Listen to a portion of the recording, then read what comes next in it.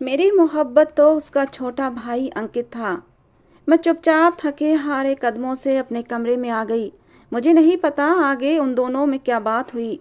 मुझे नहीं पता कि बड़े भाई ने छोटे भाई को धोखा क्यों दिया था।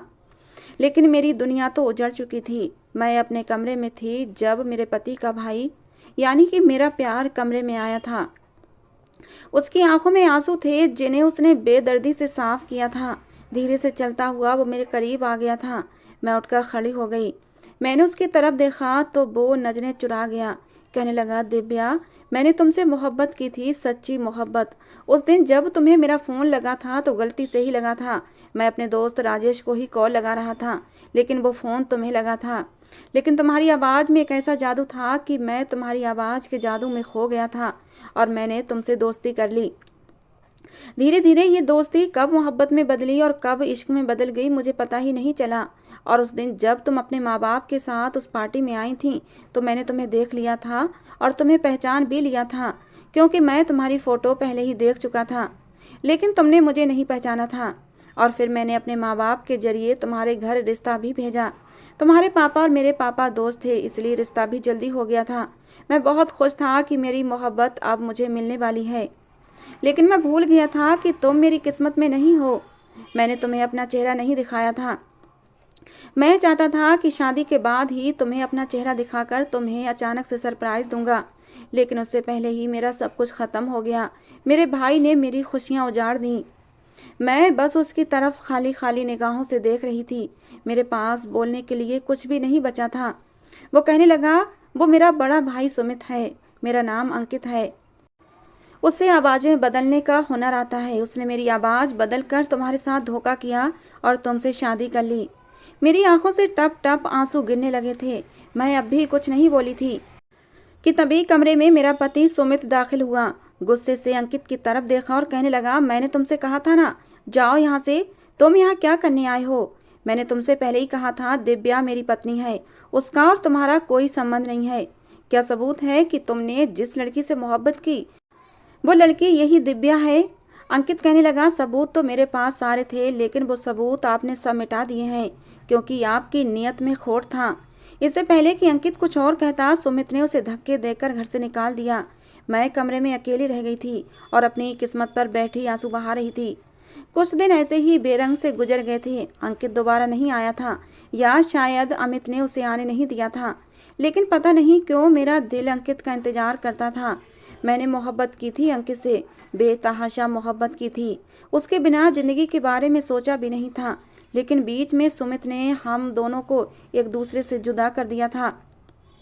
सुमित मुझसे अब नजरें चुराए चुराए फिरता था। वो मेरे सामने कम ही आता था। एक दिन वो मेरे पास आकर बैठ गया और कहने लगा, दिव्या, तुम चिंता मत करो। देखना, मैं तुम्हें इतनी मोहब्बत दूंगा कि तुम सब कुछ भूल जाओगी और मैं अपना इलाज भी कराऊंगा। मैं तुम्हें पति सुख भी दूंगा, तुम्हारी सारी इच्छाओं को पूरा करूंगा, कोई कमी नहीं रहेगी। मैंने खाली खाली आंखों से अपने पति की तरफ देखा था। मैंने कहा, क्या मिला आपको मुझे और अंकित को जुदा करके? आपने ये सब क्यों किया, जबकि आप खुद एक नामर्द हैं, पत्नी को खुश नहीं रख सकते? फिर क्या ज़रूरत थी मेरी ज़िंदगी बर्बाद करने की? मेरी बात सुनकर वो चीख पड़ा था। कहने लगा, मैं नामर्द नहीं था, हट्टा कट्टा मैं भी भरपूर मर्द था, लेकिन मुझे अंकित ने और उसके बाप ने बर्बाद कर दिया। सुनना चाहती हो मेरे साथ क्या हुआ था? तो सुनो। फिर उसने मुझे अपनी कहानी सुनाई थी। वो कहने लगा, मैं 9 साल का था जब मेरे माँ बाप एक रोड एक्सीडेंट में मर गए थे। मैं अपनी मासी के पास रहता था। मेरी मासी शादीशुदा थीं, लेकिन विधवा थीं। शादी के 6 महीने बाद ही उनके पति कैंसर की वजह से मर गए थे। शादी के 1 महीने बाद ही पता चला था कि मासी के पति को कैंसर है, और वो भी लास्ट स्टेज का। वो बच नहीं सका और शादी के 6 महीने होते ही वो मासी को अकेला छोड़कर चला गया। उनका कोई बच्चा नहीं था, इसलिए हम दोनों ही एक दूसरे का सहारा बने हुए थे। मैं 10 साल का था कि जब मेरी मासी को अंकित के पापा से प्यार हो गया था और दोनों ने शादी करने का फैसला कर लिया। हालांकि मैं नहीं चाहता था कि वो दोनों शादी करें, क्योंकि अगर वो दोनों शादी कर लेते तो मैं कहाँ जाता, मेरा क्या होता। लेकिन यह भी अच्छा हुआ था कि मेरी मासी ने अंकित के पापा से वादा लिया कि मैं भी उनके साथ जाऊंगा। अंकित के पापा मान गए थे और वो मुझे भी अपने साथ ले गए। यूं मासी ने अंकित के पापा से शादी कर ली और दोनों खुशी खुशी रहने लगे। मासी पहले मुझे बहुत प्यार करती थीं, लेकिन शादी के बाद उनका ध्यान मेरी तरफ से हटने लगा था। वो अपनी नई शादीशुदा ज़िंदगी में बिजी हो गई थीं। मैं पढ़ाई करता हूँ या नहीं करता, उन्हें इस बात से कोई मतलब नहीं था। मेरी उम्र उस समय ऐसी थी कि मैं गलत संगत का शिकार हो गया और पढ़ाई से मेरा दिल हटने लगा। लेकिन मासी और उनके पति को कोई चिंता नहीं थी कि मैं दिन भर क्या करता हूँ। धीरे धीरे मेरी पढ़ाई छूट गई, लेकिन उन्होंने फिर भी मुझ पर कोई ध्यान नहीं दिया। गलत संगत में पड़कर मैं नशे का भी आदी हो गया था। उनकी शादी को 8 साल गुजर चुके थे, लेकिन अभी तक कोई बच्चा नहीं हुआ था। मैं भी इस बात से खुश था कि अच्छा है, इनको कोई बच्चा नहीं हुआ। इस तरह थोड़ा बहुत ध्यान मुझे उस घर में मिल जाया करता था। लेकिन 2 साल और गुजरे कि मेरी मासी उम्मीद से हो गई और शादी के 10 साल बाद मेरी मासी ने अंकित को जन्म दिया। मासी और अंकित के पापा की खुशी देखने लायक थी। दोनों उस बच्चे को लेकर इतना खुश थे कि वो मुझे बिल्कुल ही भूल बैठे थे। मैं उस समय 20 साल का हो चुका था। पढ़ाई लिखाई तो कुछ खास ना की थी कि मैं कोई नौकरी करता। दिन भर इधर उधर आवारागर्दी करता था और इस सबसे बचाने के लिए अंकित के पापा ने मुझे एक मेडिकल स्टोर पर नौकर लगवा दिया। समय धीरे धीरे गुजरने लगा। अंकित 10 साल का हो चुका था कि उसी समय हमारे घर पर एक और कयामत टूट पड़ी, जब पता चला कि अंकित के पापा की दोनों किडनियां खराब हो गई हैं। उनके बचने के चांस नहीं थे। मासी का रो रो कर बुरा हाल था और फिर एक दिन वो मेरे पास आई रोती हुई और मेरे पैरों में गिर पड़ी। कहने लगी, सुमित मेरे पति को बचा लो, अगर उन्हें कुछ हो गया तो मैं और अंकित बर्बाद हो जाएंगे। हमारा इस दुनिया में कोई नहीं है और सुमित तुम्हारा भी तो इस दुनिया में कोई और नहीं है। अगर उन्हें कुछ हो गया तो तुम क्या करोगे? अंकित के पापा ने हम लोगों पर इतने एहसान किए हैं, तो मेरे पति को अपनी एक किडनी दे दो। मैं भी तो तुम्हारे ऊपर कितने एहसान किए हैं, बचपन से लेकर अब तक तुम्हें पाला पोसा है। अब वो एहसान चुकाने का समय आ गया है। मेरे पति को बचा लो।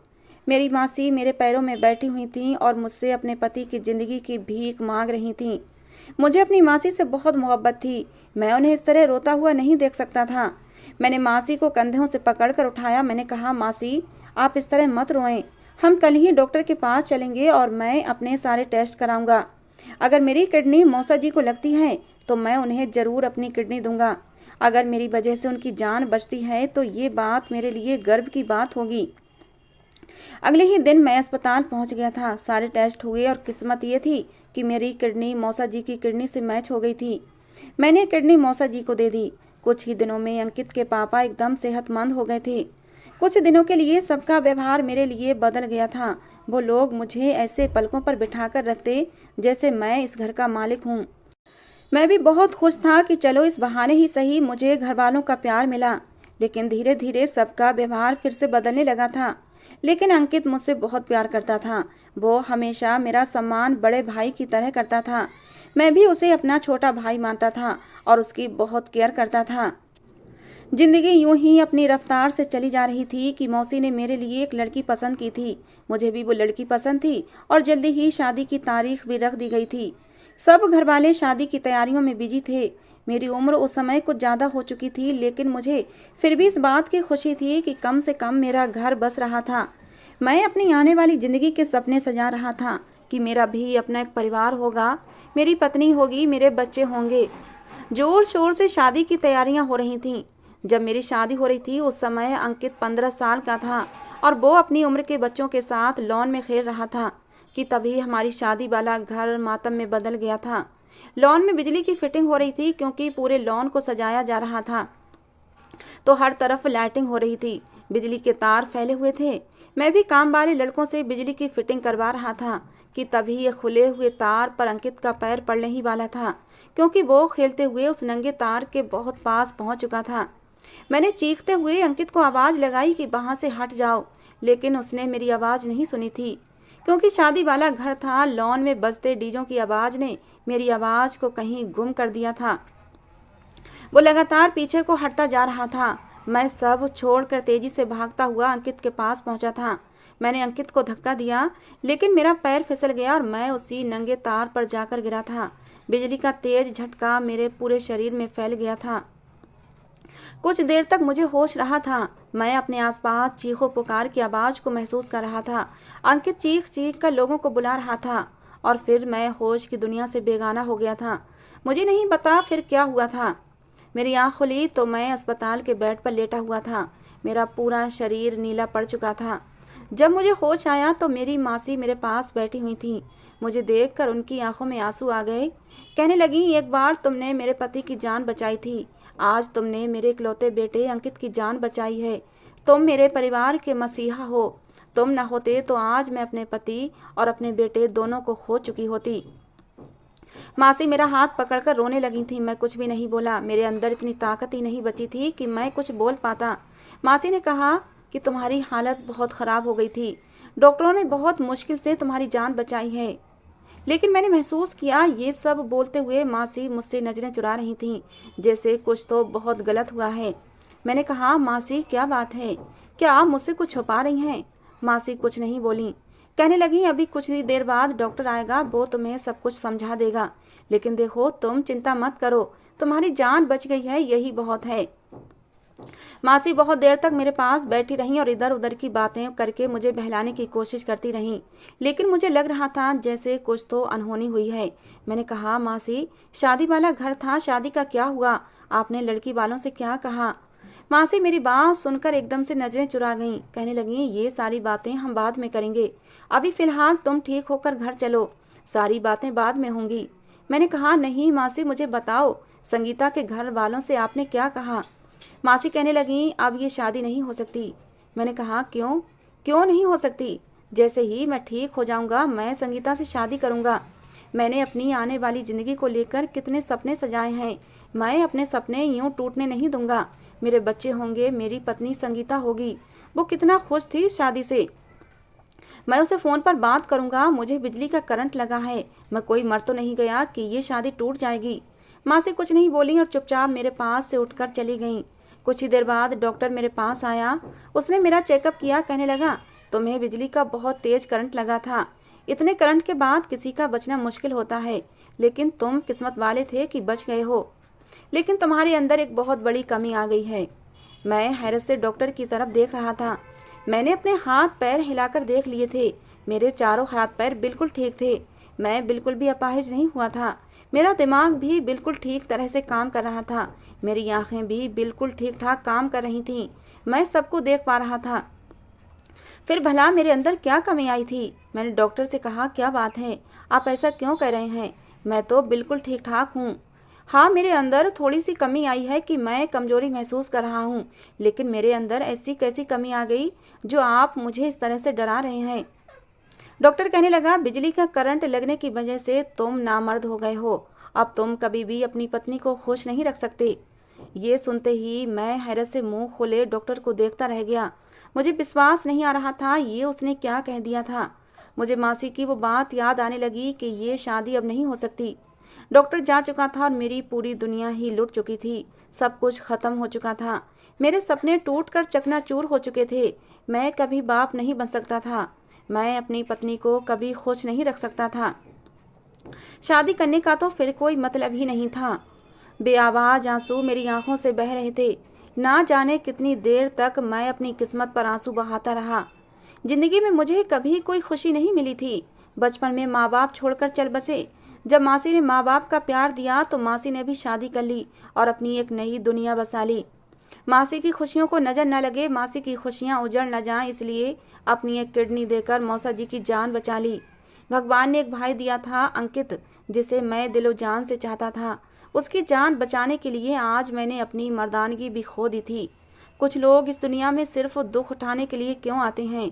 क्या उनकी किस्मत में कभी खुशी नहीं होती, जैसे कि मेरी किस्मत में नहीं थी? मैं घर तो आ गया था, लेकिन अब जिंदगी जीने की कोई उमंग ही नहीं बची थी। सब घर वाले मेरा बहुत ध्यान रखते थे, लेकिन अब मुझे कुछ भी अच्छा नहीं लगता था।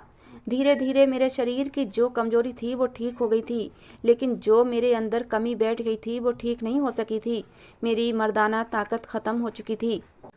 मैंने संगीता से बात की थी। मैंने उसे सब सच बताया था। मैंने कहा, संगीता, तुम मुझसे शादी कर लो और मैं बाद में अपना इलाज कराऊंगा। भगवान ने चाहा तो मैं ठीक हो जाऊंगा और हम खुशहाल शादीशुदा ज़िंदगी की शुरुआत करेंगे। मैंने उसे कुछ भी नहीं छुपाया था, उसे सब कुछ बता दिया था, लेकिन उसने शादी करने से साफ मना कर दिया। कहने लगी, तुम्हारे साथ घुट घुट कर ज़िंदगी जीने से अच्छा है कि मैं पूरी ज़िंदगी शादी ही ना करूँ। 4-5 महीने बाद ही संगीता की दूसरी जगह शादी हो गई और मैं आंखों में आंसू भरे उसकी शादी की बारात जाते हुए देखता रह गया था। जिंदगी यूं ही बेरंग सी गुजरने लगी थी। अंकित अपनी पढ़ाई में दिलो जान से बिजी हो गया था।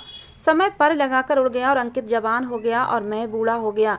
एक दिन मैंने देखा कि रात के समय अंकित किसी से फ़ोन पर बात कर रहा था। मैंने उसे पूछा, किससे बात कर रहे हो? तो उसने मुझे सब कुछ बता दिया। अंकित की और मेरी बहुत बनती थी। अंकित मुझसे कुछ भी नहीं छुपाया करता था। अंकित मुझसे बहुत प्यार करता है, बिल्कुल अपने सगे भाइयों के जैसा। उसने मुझे बताया कि एक लड़की है जिससे वो प्यार करने लगा है। मैंने कहा, अच्छा, क्या वो लड़की भी तुमसे प्यार करती है? उसने कहा, हाँ, वो भी मुझसे बहुत प्यार करती है। उसने मुझे नहीं देखा है, लेकिन मैंने उसकी तस्वीर देख रखी है। हालांकि हम आमने सामने दूसरे से नहीं मिले हैं। अंकित रोज मुझे अपने प्यार के किस्से सुनाया करता था और अंकित के वो प्यार के किस्से सुन सुनकर मुझे अपना अधूरा प्यार याद आता था। मैं दिल महसूस कर रह जाता, लेकिन मैं कुछ कर नहीं सकता था। एक दिन अंकित मुझे कहने लगा, भाई, आप मेरा तोहफा दिव्या को देकर आएं। मैं उसकी बात मान गया था। उसने मुझे गिफ्ट पैक कर दिया और तुम्हारे घर का पता भी बता दिया। मैं उस दिन तुम्हारे घर वो पैकेट लेकर आया था। उस दिन मैंने तुम्हें पहली बार देखा था। तुम्हें देखते ही मैं तुम पर अपना दिल हार बैठा था। हालांकि मैं जानता था कि मैं नामर्द हूँ और तुम्हें कभी खुश नहीं रख सकता और तुम अंकित की मोहब्बत हो, लेकिन मैं अपने इस दिल का क्या करता जो तुम्हें देखते ही धड़क उठा था। पता नहीं क्यों मुझे तुम्हारे अंदर अपनी संगीता नजर आई थी और मैंने उसी पल फैसला कर लिया कि तुम सिर्फ मेरी हो। तुमसे शादी सिर्फ मैं करूँगा, अंकित नहीं। मैं घर आ गया। घर आते ही मैंने अंकित का मोबाइल लिया और उसमें से सिम निकाल कर अपने मोबाइल में डाल ली और फ़ौरन तुम्हें फ़ोन किया था। उस दिन वीडियो कॉल पर अंकित नहीं, मैं था। मैंने ही तुमसे बात की थी। मेरे अंदर एक हुनर है कि मैं किसी की भी आवाज़ अच्छी तरह बदल लेता हूँ। मैं किसी की भी आवाज़ में बात कर सकता हूँ। उस दिन भी मैं अंकित की आवाज़ में तुमसे बात कर रहा था और मैंने प्लान बनाया। मैंने अंकित के कानों में भर दिया कि तुम अब दिव्या से बात मत करो, तुम सीधा उसके घर अपना रिश्ता भेजो और उससे शादी करो और उसे शादी की पहली रात अपना आप दिखाकर उसे सरप्राइज़ देना। मैंने तुम्हारा नंबर अपने फ़ोन में सेव कर लिया था और दोबारा उसकी सिम अंकित के मोबाइल में डाल दी थी, लेकिन वो तुम्हें सरप्राइज़ देने के चक्कर में तुमसे बात नहीं करता था। वो मेरी बात मान भी गया था। अगले दिन वो खुशी खुशी मेरे पास आया, कहने लगा, भाई, मैंने दिव्या को आज पार्टी में देखा था। वो तो अपनी तस्वीरों से भी कहीं ज़्यादा खूबसूरत है। मैंने मम्मी पापा से बात कर ली है और मम्मी पापा को भी वो लड़की बहुत पसंद है, क्योंकि वो तो उनके दोस्त की ही बेटी है। मैंने अपना रिश्ता दिव्या के लिए भिजवाना चाहता हूँ। मम्मी पापा भी रिश्ते के लिए बहुत खुश हैं। अंकित खुशी खुशी मुझे ये सब कुछ बता रहा था और मैं अपने दिल में मंसूबा बना चुका था कि अब आगे मुझे क्या करना है। मैंने उसी रात तुम्हें फ़ोन किया और तुमसे शादी करने के लिए कहा। तुम्हें लेकर मैं मंदिर गया और तुमसे शादी कर ली। तुमसे शादी करते हुए मैंने अपनी वीडियो भी बनाई थी। मैंने तुमसे अपना चेहरा छुपाया था, लेकिन मैंने वीडियो में अपना चेहरा दिखा दिया था। सब कुछ मेरे प्लान के अनुसार ही जा रहा था। मेरे समझाने पर अंकित ने तुम्हें दोबारा कॉल नहीं की थी। शायद वो इस इंतज़ार में था कि अब जल्दी ही तुम्हारी दोनों की शादी हो जाएगी और वो तुम्हें सरप्राइज़ देगा, लेकिन इससे पहले ही उसकी मोहब्बत मेरे नाम हो चुकी थी। अपनी कहानी सुनाकर मेरा पति चुप हो चुका था। मैं अंकित की मोहब्बत में दीवानी थी। मैंने शादी के पेपरों पर साइन करते हुए ये भी नहीं देखा था कि उन पेपरों पर अंकित नहीं सुमित नाम लिखा हुआ था और मैं उसकी तरफ देखती रह गई थी। समझ नहीं आ रहा था कि क्या कहूँ। उसने अपने दुखों का बदला मुझसे लिया था। अगर भगवान ने उसकी किस्मत में उसे दुख दिए थे तो उसने मेरे जीवन से भी खुशियाँ छीन ली थीं। उसे कोई हक नहीं बनता था कि अगर उसके जीवन में खुशियाँ नहीं थीं तो वो किसी दूसरे के जीवन में दुखों के रंग भर दे। मेरी खुशियाँ सुमित के साथ नहीं थीं, बल्कि अंकित के साथ थीं। मैंने तो अंकित से मोहब्बत की थी और अंकित भी तो मुझसे कितनी मोहब्बत करता था। मैंने कहा, तुमने ये बहुत गलत किया। मेरे दिल में सिर्फ अंकित बसा है, तुम नहीं। तुमने ज़बरदस्ती मुझे पा तो लिया, लेकिन मेरे प्यार को कभी पा नहीं सकोगे। मैं तुमसे मोहब्बत नहीं करती। मेरे दिल में सिर्फ और सिर्फ अंकित है। मेरे मुंह से इतना सुनना था कि वो एकदम से पागल हो उठा। गुस्से से मेरे पास आया और मेरा मुंह दबोच लिया। कहने लगा, आगे से तुम्हारी जबान पर मैं अंकित का नाम ना सुनूं। तुम सिर्फ मेरी हो, मेरी। मेरे अलावा तुम्हारी जबान पर किसी का नाम नहीं आना चाहिए। तुम्हारे दिल पर जो ये अंकित नाम छपा है ना, मैं इसे खुरच डालूंगा। इस पर सिर्फ मेरा नाम लिखा होगा। दर्द से मैं बिलबिला उठी थी, लेकिन उसने मेरा मुंह नहीं छोड़ा था। वो मुझे बेड पर धक्का देकर जा चुका था। अगले दिन जो खबर सुमित ने मुझे सुनाई, मेरे सर पर आसमान टूट पड़ा था। उसने मुझे बताया कि अंकित ने सुसाइड करने की कोशिश की है। वो अस्पताल में एडमिट है और उसकी जान को अब भी खतरा है। उसने जहर खाकर खुद की जान लेने की कोशिश की थी। मेरा दिल तड़प उठा था। मैंने सुमित से कहा, मुझे एक बार अंकित को देख लेने दो, लेकिन उसने मजबूती से मेरी कलाई को दबोचते हुए कहा, तुम अंकित के पास नहीं जाओगी, वो मरे या जिए मेरी बला से, लेकिन मैं तुम्हें अंकित के पास हरगिज नहीं ले जाऊंगा, और अच्छा है वो मर जाए। एक बार उसकी जान बचाकर मैं अपना सब कुछ खो चुका हूँ, और अब उसकी जान बचाकर मैं तुम्हें नहीं खोना चाहता। मुझे पता है वो जब तक जिंदा रहेगा तुम दोनों एक दूसरे की मोहब्बत के लिए ऐसे ही तड़पते रहोगे, और तुम मुझे कभी भी प्यार नहीं करोगी, इसीलिए उसका मर जाना ही अच्छा है। मैं हैरत से उसका मुंह देखती रह गई थी। क्या ये वही भाई था जिसने अपनी जान को खतरे में डालकर अंकित की जान बचाई थी? वो मुझे कमरे में बंद करके जा चुका था, और मैं अपने भगवान से रो रो कर अंकित के बच जाने की दुआएं मांग रही थी। पता नहीं कब रोते रोते मैं वहीं बैठे बैठे सो गई थी। रात के लगभग 1 बजे सुमित कमरे में आया था। आते ही वो मेरे पास बैठ गया। आज उसके चेहरे के हाव भाव कुछ ऐसे थे कि मैं एकदम से कांप उठी थी। वो मुझे देखकर अजीब तरह से मुस्कुरा रहा था। कहने लगा, दिव्या, आज सब कुछ ठीक हो गया है, अब हमारे बीच कोई नहीं रहा। मैं तड़प उठी थी। मैंने कहा, सुमित, अंकित कैसा है? वो ठीक तो है। कहने लगा, अब वो हमेशा हमेशा के लिए हम दोनों के बीच से जा चुका है। मैं बस उसे देखती रह गई थी। मैंने कहा, ऐसा नहीं हो सकता, अंकित यूं मुझे छोड़कर नहीं जा सकता। सुमित कहने लगा, वो जा चुका है। हालांकि वो जा नहीं रहा था, वो तुम्हारी मोहब्बत में यूं गिरफ्तार था कि उसके शरीर से उसकी जान निकल ही नहीं रही थी, और डॉक्टरों ने ये खबर भी सुना दी थी कि अब वो खतरे से बाहर है। लेकिन उसका खतरे से बाहर होना मेरे लिए किसी खतरे से कम नहीं था। अगर वो जिंदा रहता तो तुम कभी मुझे ना मिलती, दिव्या। और फिर मैंने उसकी ज़िंदगी की सांसों की डोरी को हमेशा हमेशा के लिए ख़त्म कर दिया। मैंने उसे एक ऐसा इंजेक्शन लगा दिया कि वो हमेशा हमेशा के लिए गहरी नींद में चला गया है। ये क्या कर दिया था उसने? उसने अंकित की जान ले ली थी। मैं पागल हो उठी थी। पता नहीं मेरे अंदर इतनी ताकत कहाँ से आई थी। मैं एकदम से खड़ी हुई। सुमित ने मुझे दबोचने की कोशिश की, लेकिन मैंने सुमित को जोर से धक्का दिया था और भागती चली जा रही थी। मुझे नहीं पता मैं कैसे घर से निकली थी और कैसे अस्पताल तक पहुंची थी। मुझे हॉस्पिटल का नाम सुमित ने पहले दिन ही बता दिया था, जब अंकित ने सुसाइड करने की कोशिश की थी। मेरे पैरों में चप्पल नहीं थी और ना ही मेरे गले में दुपट्टा था। मैं पागलों की तरह भागती हुई अस्पताल पहुंची थी। मैं सबसे रो रो कर अंकित के बारे में पूछ रही थी, क्योंकि मुझे अंकित के रूम का नंबर नहीं पता था कि वो किस रूम में है। मैं रो रही थी, चीख रही थी, तभी अंकित की माँ की नज़र मुझ पर पड़ी थी। वो मुझे पहचान गई थीं, क्योंकि मुझे अंकित के नाम की अंगूठी वो पहनाने आई थीं। वो मुझे देखकर गुस्से से मेरी तरफ बढ़ी थीं। कहने लगी, तुम यहाँ क्या कर रही हो? तुम्हारी वजह से ही मेरे बेटे की ये हालत है। तुमने उसे धोखा दिया है और किसी और से शादी कर ली। तुम्हारी वजह से ही मेरे बेटे ने सुसाइड करने की कोशिश की है। शायद अंकित की माँ को नहीं पता था कि सुमित अंकित को इंजेक्शन लगा चुका है, मौत का इंजेक्शन। मैंने कहा, आंटी, अंकित की जान को खतरा है। वो कहने लगी, खतरा था, लेकिन अब वो खतरा टल चुका है। लेकिन मैं तुम्हारे आगे हाथ जोड़ती हूँ, यहाँ से चली जाओ। ऐसा ना हो मेरा बेटा तुम्हें देखकर फिर से दीवाना हो जाए। शायद उन्हें नहीं पता था कि मेरी जिससे शादी हुई है वो उनका भांजा ही है, जिन्हें उन्होंने अपनी औलाद की तरह पाला था। मैंने रोते हुए अंकित की माँ को सारी बात बता दी। मैंने कहा, हमारे पास ज़्यादा समय नहीं है, प्लीज़ चलकर अंकित को देखें। अंकित की माँ ये सुनकर बौखला गई थीं। वो भी भागते हुए अंकित के कमरे में गई थीं, जहाँ अंकित अपनी ज़िंदगी की आखिरी सांसें ले रहा था। जल्दी से डॉक्टर को बुलाया गया था। अंकित को इमरजेंसी वार्ड में शिफ्ट कर दिया गया था। मैं वहीं मंदिर में भगवान के सामने गिर पड़ी थी। मैंने कहा, आखिर मुझसे ऐसी कौन सी गलती हुई है कि मुझसे मेरा सब कुछ छिनता चला जा रहा है। अंकित मेरी जान था, मेरी मोहब्बत था। मैं उसके बिना नहीं रह सकती थी।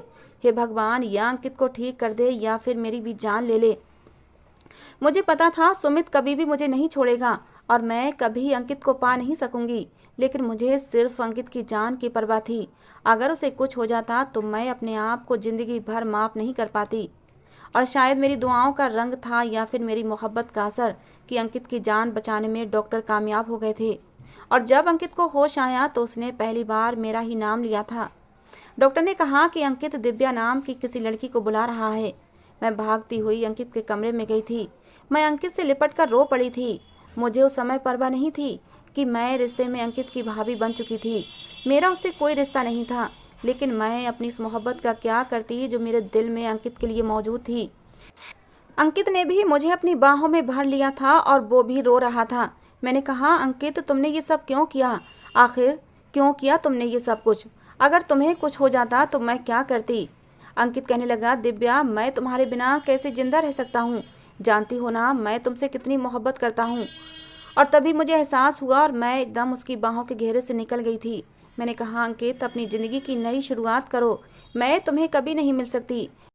मैं अब तुम्हारे भाई की पत्नी हूँ, वो जैसा भी है, लेकिन अब वो मेरा पति है और अब उसके साथ ही मेरी ज़िंदगी गुजरनी है। अंकित अगर तुम मुझसे सच्ची मोहब्बत करते हो तो इसी मोहब्बत की खातिर मुझसे वादा करो कि कभी अपनी जान लेने की कोशिश नहीं करोगे। मेरी बात सुनकर अंकित की आंखों में आंसू भर आए थे। कहने लगा, ये मेरे बस की बात नहीं है। अगर मैं खुद से ये कोशिश नहीं करूँगा तो भी अपने आप ही मेरी जान मेरे शरीर से निकल जाएगी। मैंने कहा, किसी के जाने से ज़िंदगी रुक नहीं जाती अंकित। तुम्हें ज़िंदगी में और भी मुझसे भी अच्छी लड़कियां मिलेंगी। तुम अपनी ज़िंदगी की नई शुरुआत करो। अगर आज तुमने मुझसे वादा नहीं किया तो मैं तुम्हें कभी अपना मुंह नहीं दिखाऊंगी। मेरी बात सुनकर वो तड़प उठा था और मुझसे वादा किया कि वो अपने आप को कभी नुकसान पहुंचाने की कोशिश नहीं करेगा। उससे वादा लेने के बाद मैंने उसे अपना हाथ छुड़ाया और थके थके कदमों से अपने घर की तरफ लौट पड़ी थी। मैं घर आई तो सुमित घर पर मौजूद नहीं था। मैं कमरे में गई तो वो वहाँ पर भी नहीं था, लेकिन कमरे में बेड की साइड टेबल पर कुछ पेपर रखे हुए थे, साथ ही एक लेटर भी रखा हुआ था। मैंने वो लेटर पढ़ा तो खुद ब खुद मेरी आंखों से आंसू बह निकले। वाकई कुछ इंसानों को ज़िंदगी में कभी सुख नहीं मिलता, वो सिर्फ दुख देखने के लिए ही पैदा होते हैं। सुमित ने लिखा था, दिव्या मैंने सोचा था अंकित इस दुनिया से चला जाएगा तो तुम मेरी हो जाओगी, इसलिए मैंने उसे इंजेक्शन लगाकर उसकी जान लेने की कोशिश की थी।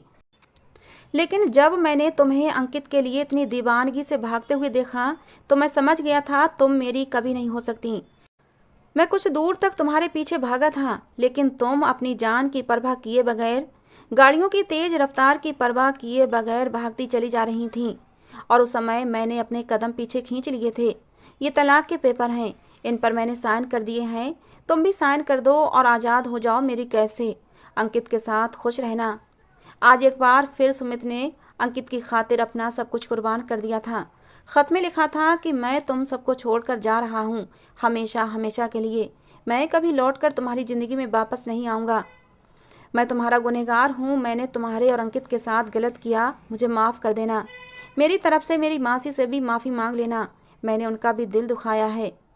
4-5 दिन के बाद अंकित की माँ मुझसे मिलने आई थी। मेरा धन्यवाद करना चाहती थी कि मैंने समय पर आकर उन्हें बता दिया कि अंकित की जान को खतरा है।